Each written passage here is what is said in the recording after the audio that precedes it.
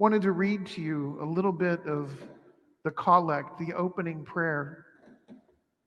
Grant that through the intercession of the martyrs, we may be strengthened in faith and constancy and spend ourselves without reserve for the unity of the church.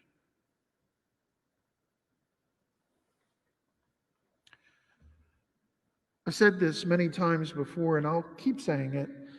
One of the devil's greatest strategies is divide and conquer. And he does that by sowing seeds of anger, sowing seeds of intolerance, sowing seeds of hatred. And I don't know about you, but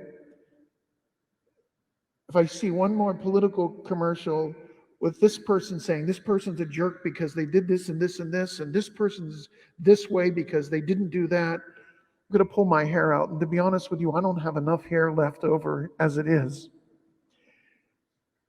What happened to being able to talk to one another? What happened to being able to love one another? If you look at marriages, one of the first signs that something's going wrong is when people start arguing with one another and saying the same things over and over and over and over again, nagging. Why do they do that?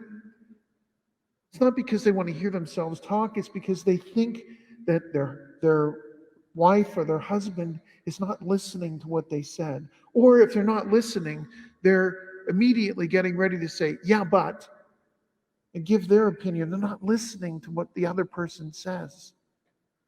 Sometimes when you're doing marriage counseling, all you have to do is say, wait a minute, let her finish talking.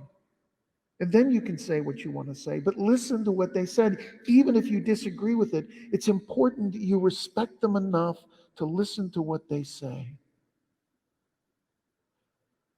Love is patient. Love is kind. It does not seek its own interests. If we don't have the gift of love for one another, love and respect enough to listen to one another, our country is headed for another civil war, a war we won't recover from. It's so important that we can sit and talk.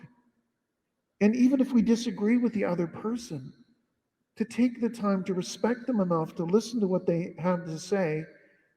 If need be, repeat it back to them so they know that you heard what they said, even if you disagree with it, and then explain your point of view.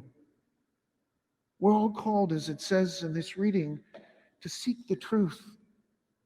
The martyrs that we celebrate today gave their lives for the truth. We're all called to be able to dialogue. And it's not about pointing the finger at another person and complaining about what they don't do or didn't do.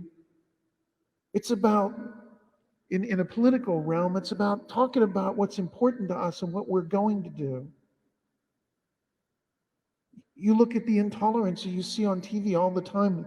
These kids that are just out of control, going on to the sidewalks in a restaurant and stealing the drink of a person, drinking it down in front of them in defiance and throwing it down on the ground. I'm not angry at them. I'm angry at their parents for not teaching them better. And if you don't agree with what I have to say, then you're a jerk, or you're a heretic, or you're this, or you're that. Calling names doesn't get us anywhere. And the people that, God bless those 2 cops that were shot, and the people that were at the hospital entrance chanting, let them die, let them die, let them die. Where are their parents? Where are their parents to call them up? And I don't care if they're 16 or 34, to say, what is wrong with you? I brought you up better than this. It's time we took a stand for love and patience and tolerance, real tolerance, not tolerating you if you believe what I believe, but to listen to people and try to understand where they're coming from and talk to them and love them and respect them. It's what we're called to do, to build unity in this world, not to tear it apart, not to divide. And if we can't do that, if we can't sit and listen when we preach from the gospel, preach from the scriptures, and people walk out in the middle of a homily, even if you disagree with what we have to say, stop and listen. And grab us after Mass and talk to us if that's something that you're really, really upset with. I did a homily at St. Alexis, and afterwards had like a 20-minute debate with a woman who was a professor at La Roche College. And I respected the fact that at least she told me what she was upset about. And then I explained to her my position. And people were just amazed that we sat there and argued lovingly in the lobby of the church. If we don't talk to one another, we'll never be able to live together in love. And so let's pray for true tolerance and true love that will unite our church, that will unite our nation, that will unite our families. How can we love? How can we live if we don't live in love?